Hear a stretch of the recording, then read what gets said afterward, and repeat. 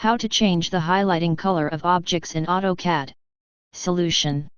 This feature is controlled by SELECTIONEFFECTCOLOR system variable. It controls the highlighting color of selected objects. By default its value is 0. It valid range from 0 to 255 ACI colors. See how it works. First we create a rectangle.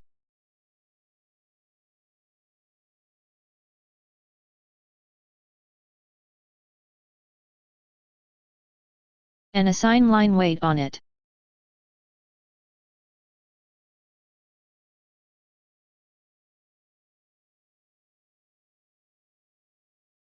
Now create a hatch inside the rectangle.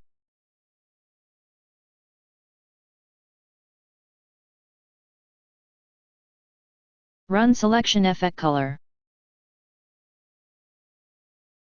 You can see by default its value is 0. Now change its value to 1.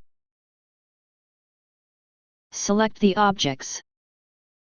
You can see the highlight color is changed to red. Run again SELECTIONEFFECTCOLOR.